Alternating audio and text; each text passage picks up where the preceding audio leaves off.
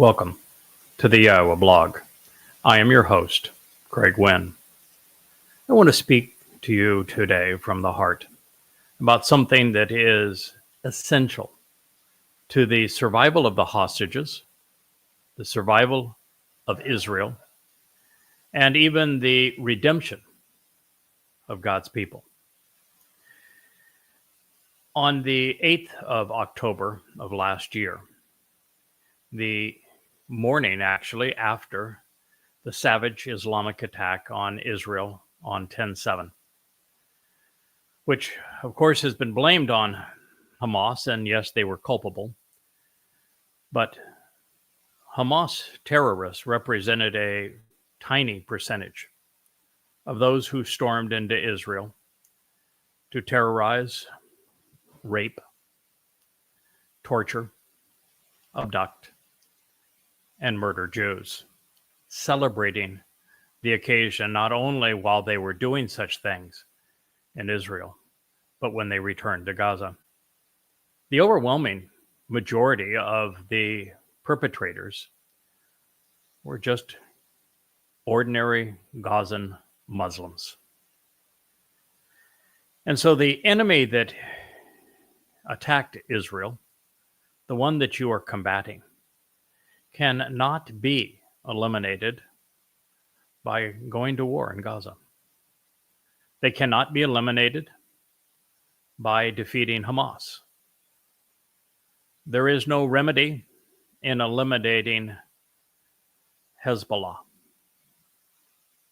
And if you were to root out all of the PLO elements and Islamic Jihad from the West Bank, it would make very little difference.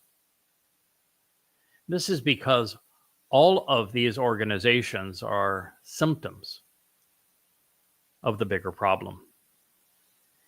It is not well known, but it should be, because it is exceedingly well documented that when Muhammad left what was actually Petra, not Mecca, in shame, and got some 20 pagans from Yathrib, the original name of the town now known as Medina, to follow him. He did so by getting them to pledge to wage war against all mankind. It's the Pledge of Aqaba. It begins the Islamic era. And immediately thereafter, Muhammad began to attack the most vulnerable prey, Jews. There were 3 Jewish tribes in Yathrib. They represented about 75% of the population. It was the largest Jewish population in Arabia. But by the time of Muhammad's death, they were all dead. Muhammad systematically expelled them, robbed them, and then he terrorized them and murdered them. Muhammad and the first Muslims raped the women, enslaved the children, and decapitated the men. Genocide is something that Muslims have been perpetrating against Jews for 1,400 years. That Israel is your enemy. You may wish to deny it, but it is undeniable.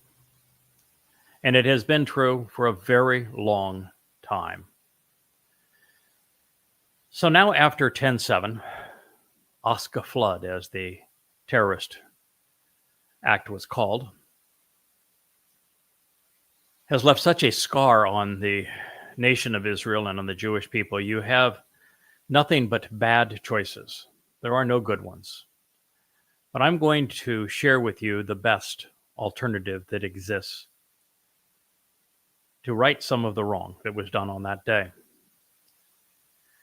Because Israel, if you capitulate to these terrorists and you meet their demands, if you withdraw from the Philadelphian corridor and allow them to resupply,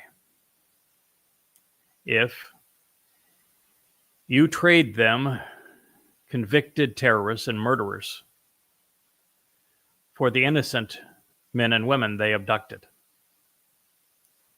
All you're going to do is make the situation far worse. History has proven this to be true, and yet I know that 70% of Israelis want to do a deal with the devil, no matter how bad that deal is, no matter how much Israel has to capitulate. But here's the simple truth. If you again trade innocent hostages that were kidnapped by Muslims for convicted Islamic terrorists, all you will get is the certainty that you will make thousands and maybe even millions next time, Jews vulnerable to being kidnapped, tortured, abused, raped, and killed. They did these things knowing that this would be your response. Don't fall for it. Yes, I know it's sad. There probably are 25 living hostages still being abused by these Muslim savages. It breaks my heart to know that's true. But you are not going to prevail should you trade with these savages and you go down to their level. On the morning of 10/8 of last year, I told Israel exactly what the nation had to do if he wanted to get the hostages back now and not kill anyone in the process. And the answer is still the same. You need to trade Alaska Mosque. And if that does not prevail after you have raised it, the Dome of the Rock. And if that does not prevail, the Kaaba. That is what needs to be done. You want to have Islam taught a lesson by Israel for having perpetrated genocide against you for 1,400 years. This is the way. Now, I'm going to share with you the history of how Al-Aqsa Mosque came to be, because it is a horrible embarrassment, not only for Israel, but even worse for Muslims. And so I'm going to tell you what the press ought to be reporting, what academia ought to be teaching, what every Jew ought to know, and should be saying boldly to resolve this problem and to make it appropriate to remove those scars from the Temple Mount. But before I do, I want to scold the nation that I love. It is really inappropriate for you to parade around and wrap yourself in a flag that you say bears the Star of David. Now, the fact is, his name was Dode, not David. It means beloved. You don't know him very well because he did not have a star. That star comes from Bar Kokhba. He is the false Messiah that actually started Rabbinic Judaism based upon Rabbi Akiba's counterfeit. But for you to parade around, even in that name, while you allow the Temple Mount that he acquired to be scarred in this way with an Islamic trophy, says that you have no regard for him at all. It is the city of Dode. That mount belongs to Yahowah, your God, his God, my God, the only God. So for you to scurry around beneath it, while those scars remain, it's like poking a finger in God's eye. It is disregarding all that Dode represents and he has done for you. But I can tell you, if you had offered the survival of Al-Aqsa for the hostages, they probably would have said no, because they could not believe that you would have the guts to do what's right. But I would have followed that initial trade for another. If you don't believe me, within a week's time, I will destroy the Dome of the Rock, because its history is equally despicable. And if you don't believe me, the next to go will be the Kaaba. It, too, has a horrid history. But let's talk a little bit about how Al-Aqsa Mosque came to be, because it is a horrible insult to our intelligence, particularly that Muslims would go into Israel, flood into Israel under the name Al-Aqsa Flood, and massacre and torture, terrorize and abduct Jews. And Jews would be clueless as to the history of that shrine that was motivating them. But here's the story. And everything I'm going to share with you is documented, chapter and verse, in the books bearing the title Goddamn Religion. Now, for those that say, how dare you take our Lord's name in vain? God is not Yahweh's name. The Lord is Satan. And God damns religion. You can go, if you wish to read the 5 volumes of Goddamn Religion, to goddamnreligion.org. They're all presented there in your entirety. I'm not trying to sell you anything. I want to educate you. I want to enlighten you. I want to liberate you. I want to protect you. Go to goddamnreligion.org. You'll also find these books at yadayah.com. And what you will find is that they represent the most comprehensive, chronological, contextual, and accurate portrayal of Muhammad and of his creation of the Quran and of Islam. Those books are comprised in their entirety of 5 sources. The Quran, of which every verse of every surah is cited. The Hadith of Ibn Ishaq, which is the Sirah, was the first written book in the Islamic era. It depicts the life of Muhammad.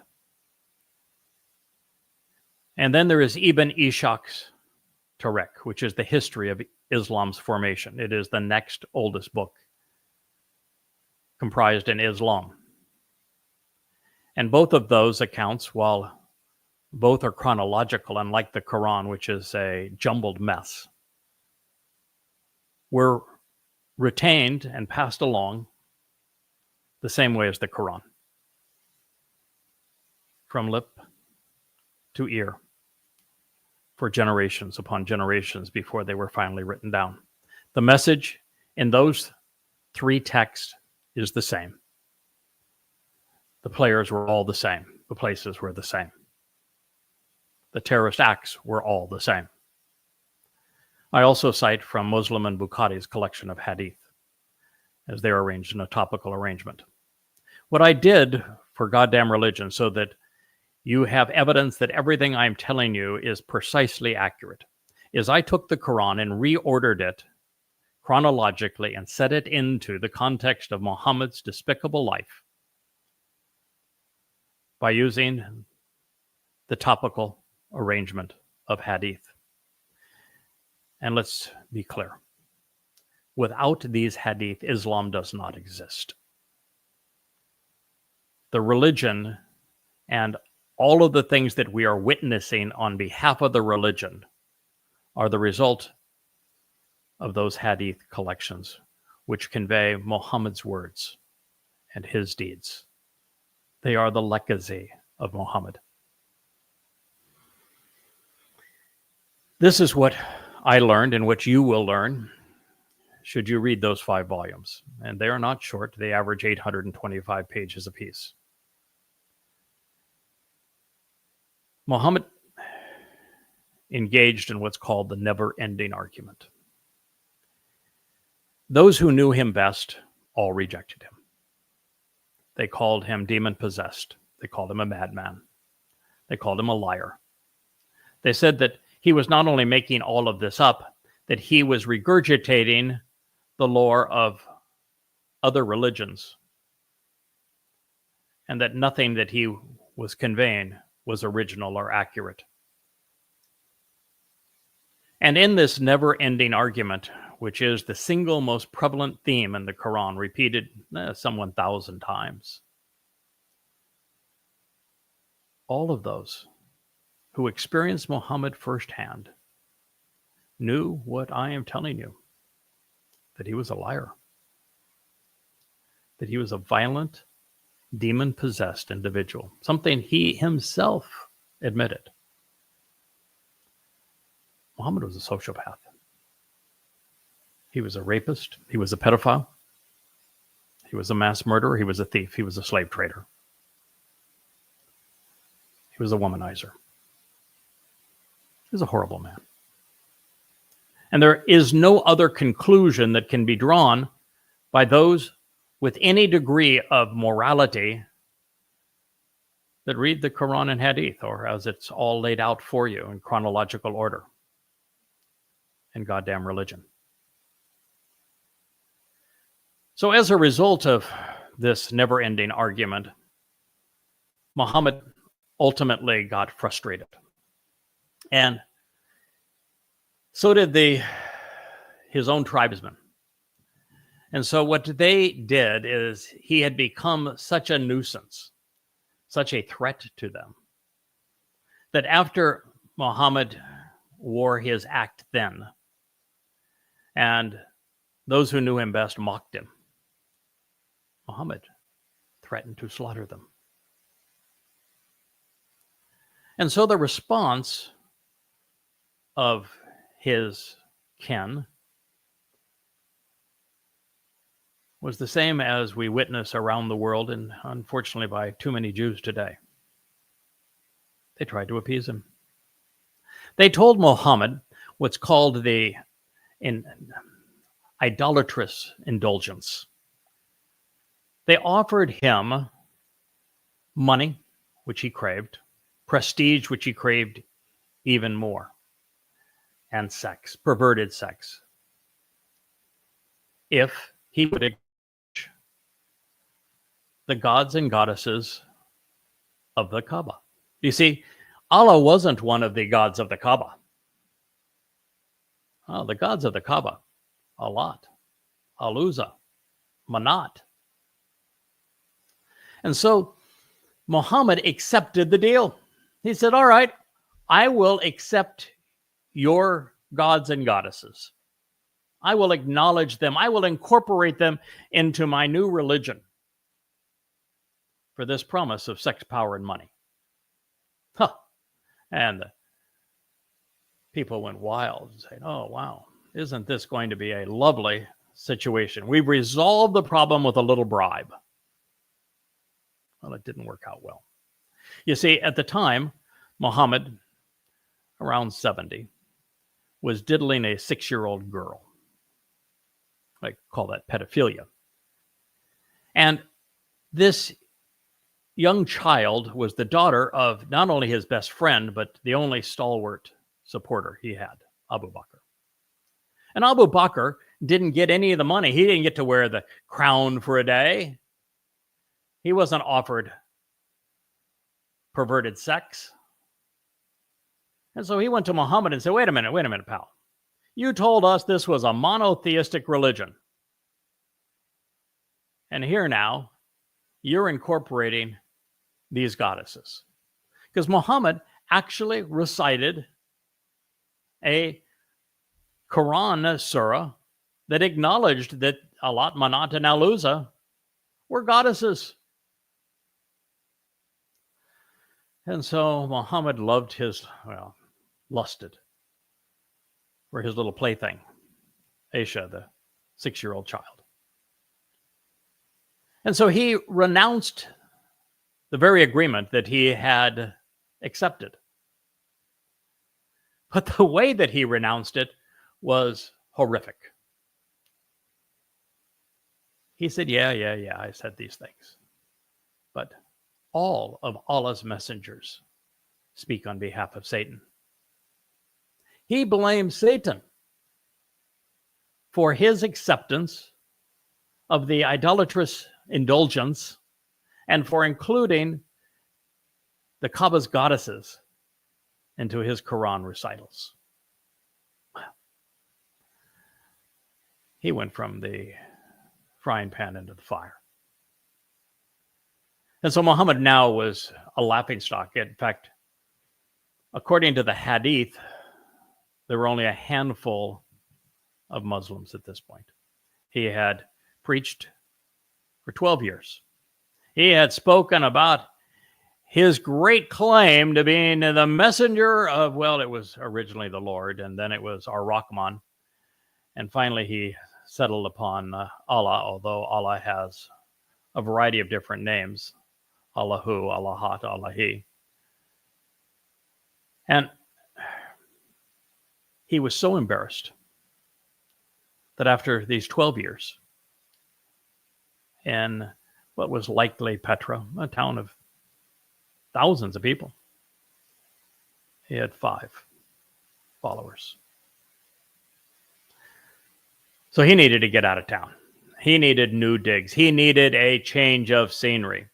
So that night, as Muhammad went to bed with Aisha, he dreamt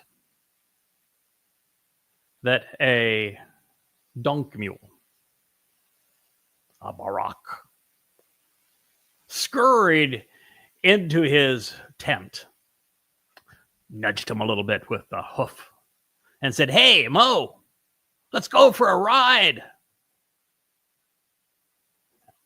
He jumped aboard the flying donkey mule. And where did he go? He flew the donkey mule to Jerusalem. And what happened there? Well, he entered the temple and he met with all of the big shots of the so-called Bible. Yeah. Adam, Noah, Dode, Moshe, Solomon. He even met with Isis. Isis, by the way, is a transliteration of Esau, the person that Yahweh said that he hated, but Muhammad wasn't very bright and not very good with names. And of course, there was this little problem on the night's journey, which is, by the way, also included in the Quran. There was no temple. The Romans destroyed it in 70 CE, centuries before Muhammad was born. There was no temple. Oh, but got also a little issue that asses don't fly.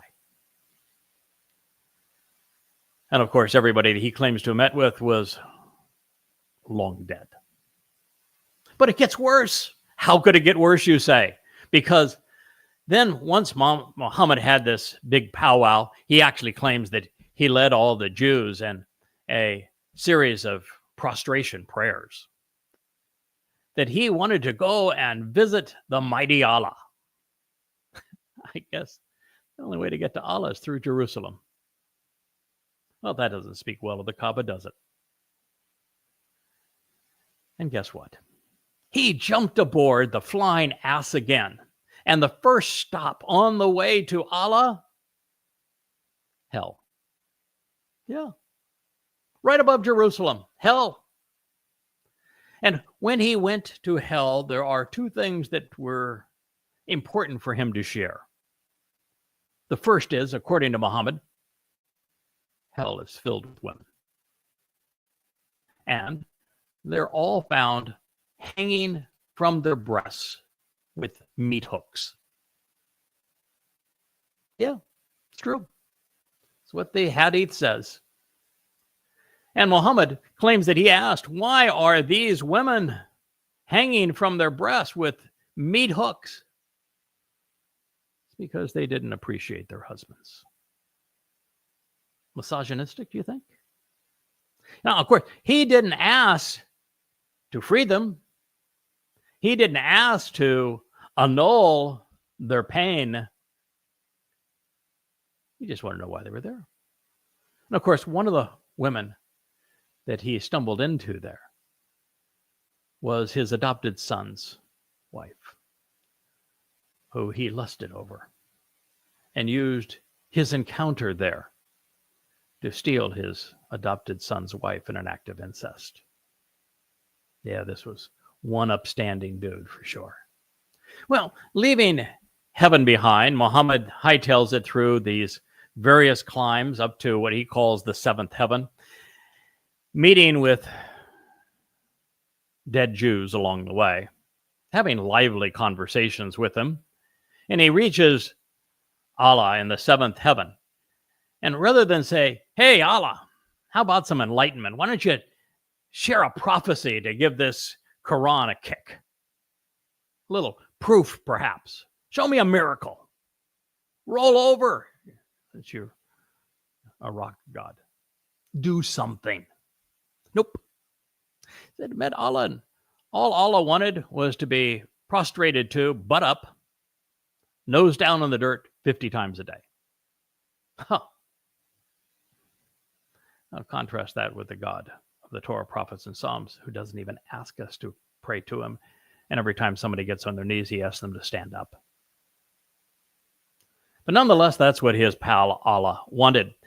Anyway, he leaves. He's all disheartened. He comes back flying the donk mule, of course. And he wakes up the next morning. And he's got children, of course, in his bed.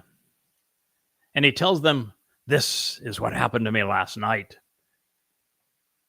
And even the 6-year-old, who may have been 9 at the time, tells him, if you tell that story to the people, they're going to mock you. That's insane. It didn't happen. You never left this bed. But Muhammad didn't really care about facts. That wasn't his thing. So he went out and told everyone who would listen about his night's journey to the non-existent temple, meeting with the non-existent individuals. What a horrible embarrassment. And that is why Al-Aqsa Mosque, which he claimed in the Quran that he went to visit long before it existed, is there.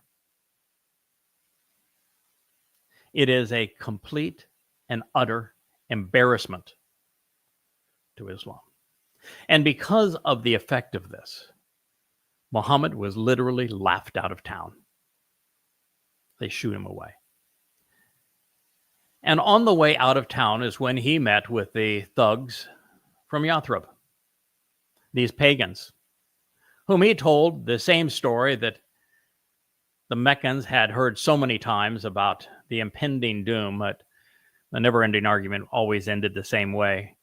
Well, if you don't agree with my guy who's really not demon-possessed, he's really not mad, he's really not making this up, then Allah will torture you in hell. He will pour boiling water down your throats. He will burn you on a rotisserie to the point that your skin singes off. And then he's going to give you a new skin because your torture will never end. Of course, that puts Allah in hell. And it puts people in bodies. And it condemns to eternal torture those who mock a man who admitted that he was demon-possessed. But nonetheless, Allah was very accommodating of his boy. And so when Muhammad left, he told the same story to the pagans from Yathrib and said, if you go kill for me, if you steal for me, you'll get to keep 80% of what you steal. I get to keep 20. And on top of that, special bonus, if you're killed, there's a special brothel and paradise for you, with virgins, both boys and girls, to satiate your carnal desires. Yes, Allah was a God who thought it was appropriate to reward rape, and torture, the slave trade, and mass murder, even thievery, with multiple virgins. It's pretty sick, isn't it? Nonetheless, the 20 pagans agreed to the Pledge of Aqaba. This is the first year of the Islamic era because nothing in Islam prior to that mattered. The first year of the Islamic era is the Pledge of Aqaba. It states, we promise, we pledge to wage war against all mankind. And they began with the Jews. That is the story of Al-Aqsa Mosque. And if you want to get your hostages back, you hold it hostage. You tell the world the truth about it. Go read Goddamn Religion. You'll find it at yadayah.com and at goddamnreligion.org. It's all free. All 5 volumes, 825 pages each. Overwhelming and undeniable proof that everything I have shared with you is true. Hold it hostage. Yes, the world will scream. They're already screaming at you. What would be different? Oh, but we would curtail any chance of more Abraham Accords with the Saudis. The only way the Saudis are going to do a deal with Israel is for Israel to capitulate on the Fakistinians, to give the heart of Israel to the very terrorists who have sought to annihilate you for the last 1,400 years. That's not much of a deal. And oh, by the way, you need to know the story of Hudabayah so that you understand the nature of doing a deal with Muslims. Muhammad, after he had wiped out all but one tribe in Yathrib, went down to the Kaaba. It's in Petra, not in Mecca. Mecca didn't even exist at the time. And we know it was in Petra because the Qibla is the direction of prayer of every early mosque points to Petra. Petra is the only place where the geography matches the descriptions found in the Hadith and the Quran. The Quran never once mentions Mecca. It does mention the Bekaa Valley, but the Bekaa Valley is literally the house of the Lord. It's in Lebanon. It's where one of the largest Roman temples in antiquity was built. And so he went and he wanted to do his circumambulation thing around the Kaaba. And he gets close and his kin says, you left town pledging to kill us. Ever since you've left, you've done nothing but kidnap our sons and daughters, rape our children, rob our caravans, and murder us. We really don't want you in town. But if you want to come, here's the deal. We know you're a fraud. You know you're a fraud. Renounce Allah. Renounce the Quran. Renounce Islam. And pledge that you will not harm any one of us again for 10 years. And we'll let you come. Well, you see, Muhammad got cold feet. He knew that the last time he was in Mecca, that he was so badly mocked that he lost all of his followers. And for him to go in with this ragtag group, underarmed, he faced the same situation. So he got cold feet. And he signed the agreement called the Agreement of the Treaty of Hudabayah, which is where it was signed. Renounced everything. Chronicled throughout the Hadith. But then the Muslims who were with him, they were promised the normal routine. We'll go in, we'll kill the men, we'll rape the women, we'll enslave the children, and we'll confiscate everything of value. And that's the deal. What do you mean? We're not going to terrorize them. What do you mean, no booty? What do you mean we're going back? And they turned on him. So what did Muhammad do? On the way back, the Jews he had exiled to rob them of their homes and their businesses, their date farms in Yathrib, had gone to Kabar, another farming community. On the way back to town, to satiate the carnal desires of the first Muslims, they went directly to Kabar, where they laid siege. It's where the phrase Allahu Akbar was first spoken. Allahu Akbar means Allah is greater than Yahweh, the God of the Jews. It's an insult. Well, they laid siege, and when they prevailed, because the citizens, the Jews of Kabar, had nothing but farm implements, and the Muslims were wielding swords and arrows and lances. The win was over. The men were not just killed, they were tortured to death. Once again, the women were raped, with Muhammad getting first choice of who he would rape. The children were enslaved. Everything was stolen. Muhammad and the first Muslims had perpetrated genocide against the Jews. And then against the Arabs, his own people. The following year, he amassed a far larger militant force, and they went and conquered Babel. His word wasn't worth anything. He would lie. He would renounce his God and his Quran for an advantage. Muslims do deals when they're in an inferior position, and then they renounce them when the person or nation that they have convinced to accept their terms relaxes and becomes easier prey. This two-state solution that will be required to do a deal with Saudi Arabia will be such an affair. The Muslims will promise peace. And once Israel is vulnerable and indefensible, the next attack will be at least 100-fold what you experienced on 10/7. Now, I don't say this because I've just studied the history and I know what's going to occur. I've read the prophets. I know precisely what they say is going to happen and exactly when it is going to happen.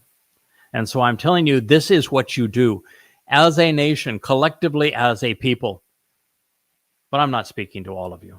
I'm speaking to those who have an interest in knowing Yahweh, who have a backbone, who have a sense of judgment, whose eyes are not blind, who are not deaf, who are willing to come to know the Creator God of the universe. His name is Yahweh. To re-engage in his covenant, to attend his Moed Mekre as he intended. I'm speaking to you. Because if you do these things, Yahweh will respect you. And he will protect you. And you have very, very little time left to earn his respect. And so if I were you, I would begin by holding those 3 buildings collectively hostage. You release ours, or we take yours. This has been the Yahowah blog, and I am your host, Craig Wynn.